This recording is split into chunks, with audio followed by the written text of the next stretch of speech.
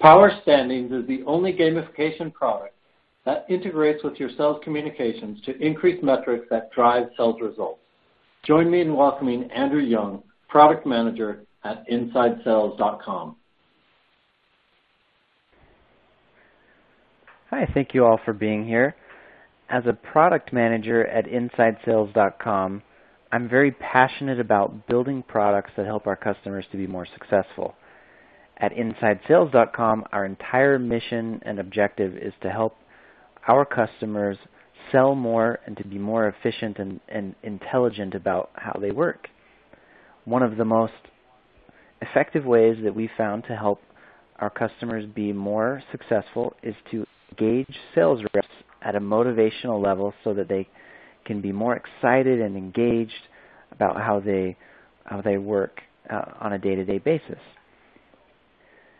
And so today we're going to talk about Power Standings, which is a product in our sales acceleration platform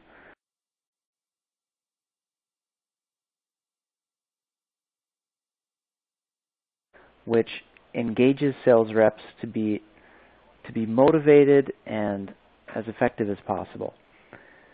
At InsideSales.com, a lot of what we do really focuses on numbers and analytics, and it's really important to remember that there's humans behind everything that's happening, and it's very valuable and very important to keep these human-based principles of motivation involved and to really promote that environment where motivation can thrive.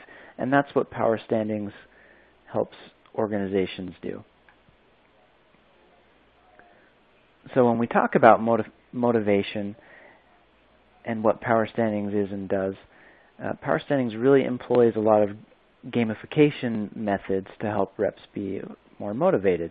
Gartner describes gamification as the use of game mechanics and experience design to digitally engage and motivate people to achieve their goals. And what we're talking about with game mechanics, there's lots of things, particularly that we can learn from the world of video games that video games have done very well from the experience design standpoint to keep people engaged to continue to play.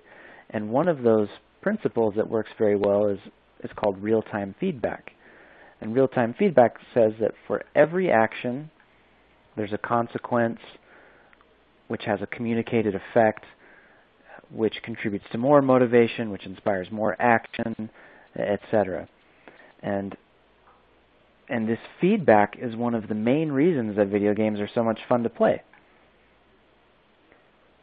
Here's an example, and this example is the most successful video game of all time in terms of times played and number of downloads. I'm sure you're all familiar with it. This is Tetris.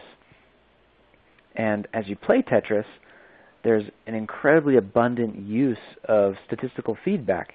You know what level you're on, you know what your real-time score is, you know what your top score is, how many lines you've achieved, and other statistics.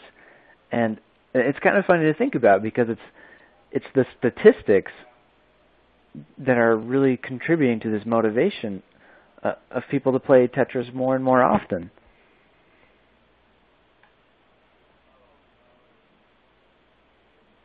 And there are a lot of reasons why video games are so much fun, and I think it's amazing when you think about it how many different types of fun are involved in video games. If you look through this list here, it's incredibly broad and incredibly far-reaching.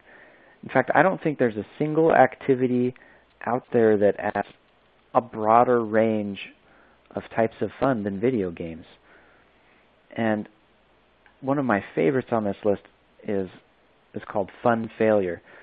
You know, video games have an amazing way of allowing the players to not become discouraged about not achieving the goal. You know, it's estimated that actually up to 80% of gamers' time is spent not passing the level, not moving on, not defeating the bad guy.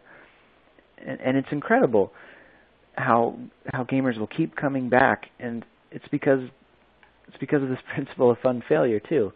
I'm sure a lot of you recognize this image as well, where where the dog is playfully laughing at you for having failed and missed all the shots in Duck Hunt.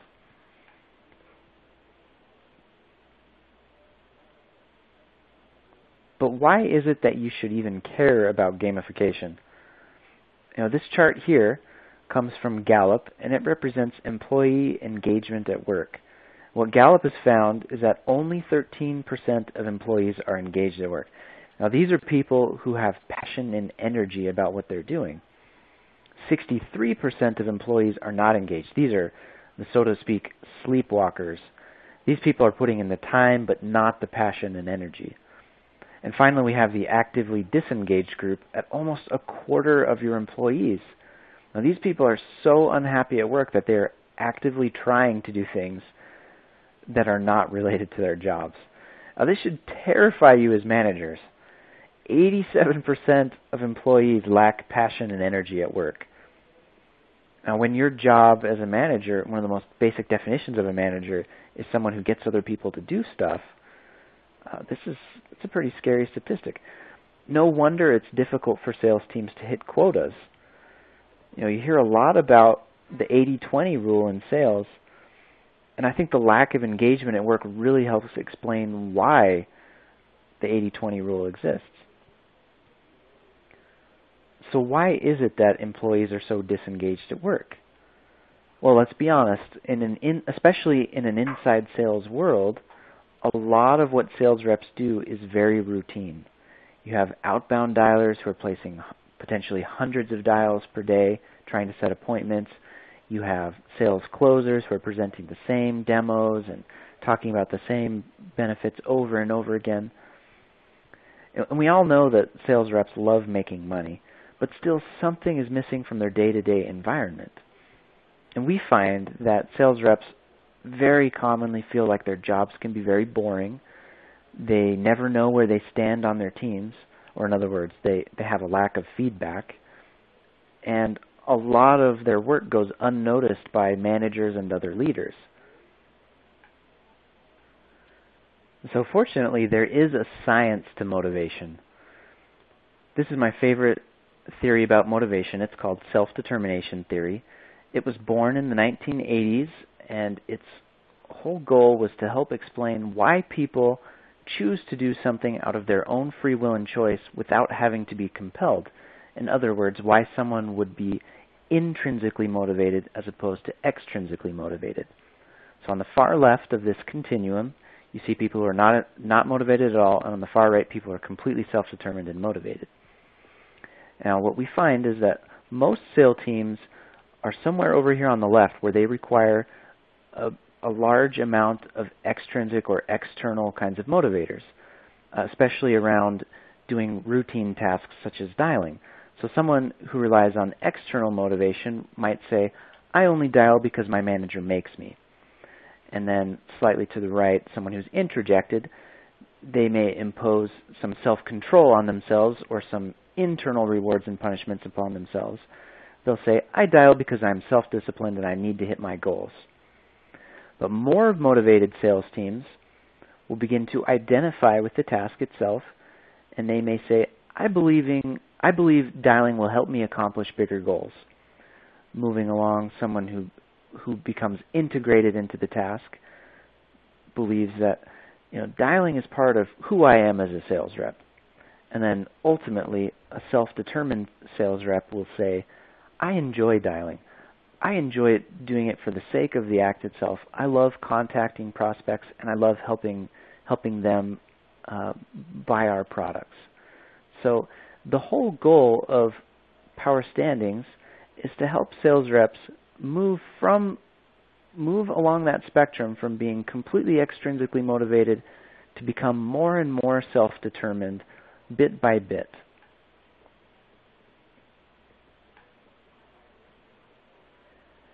And self-determination theory also teaches us how you can move from being externally motivated to more intrinsically motivated. And there are three principles that are always present with people that are self-determined, and they're competence, autonomy, and relatedness. Competence says that as a sales rep, I need to know that I'm good at what I do. I need to know that I'm mastering what I'm doing. Autonomy says I need to be able to do things that I care about and know that I'm in control of my own destiny.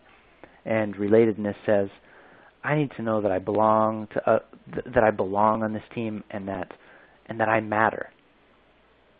So as we talk about power standings, these are the three principles that we're really trying to promote and create an environment where these things will thrive. So one of the most basic and prominent features within power standings is what we call the standings bar.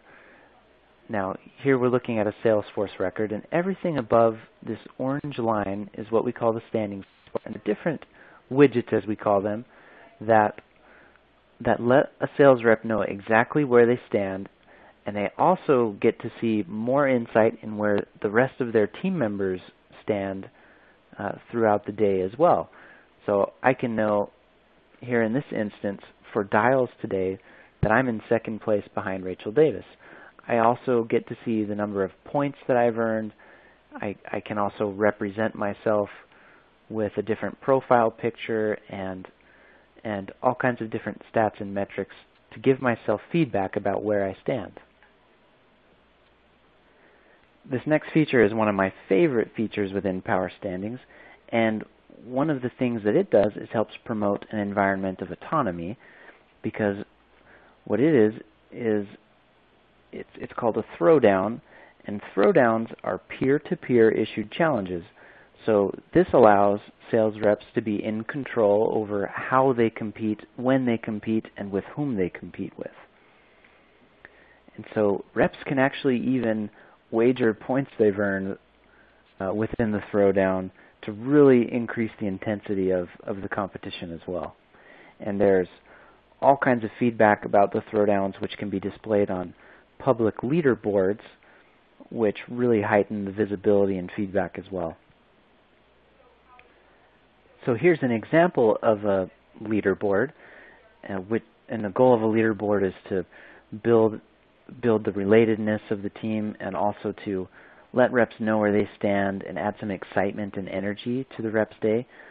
The leaderboard is meant to be displayed publicly typically on a TV where a sales floor can all view the results, and it adds a lot of recognition to top performers on your sales team. So on the far left you see the profile pictures of your top 3 performers, and then in the middle you can see your top 10 performers in a given metric. Here we're looking at monthly appointment set, and on the far right column you can see different events which are generated and populated and that allow your team to stay apprised of different events that are happening. Within the events you may see events around throwdowns. There are new leaders, there are achievement badges earned, there's challenge or contest winners. There are all kinds of different events that are configurable within a team's leaderboard. And there's a lot of excitement and energy that leaderboards can help bring. There are plenty of other features within Power Standings that can be very impactful for teams. But what we tend to see with our customers is about a 30% increase in sales rep activity. And activity meaning effort-based metrics such as dials and talk time. I'd like to show you one customer example who's experienced far above average results. And that customer is ADP. ADP has experienced an 88% increase in dials, 80% increase in talk time, 86% increase in proposals, and 32% increase in closed business for their pilot teams that are using Power Standings. Some really powerful results when you can really harness and leverage the internal and untapped competitiveness that your sales reps have. If you've got any questions about Power Standings or inside sales, please come see us at the Inside Sales booth in the Expo Hall, or you can also email me. My email address is ayoung at InsideSales.com. Feel free to reach out to me. I'd be happy to answer any questions you have or help you know more. Anyways, I hope you really enjoy the Sales Acceleration Summit and you can learn from all of the wonderful speakers we have here today. Thanks.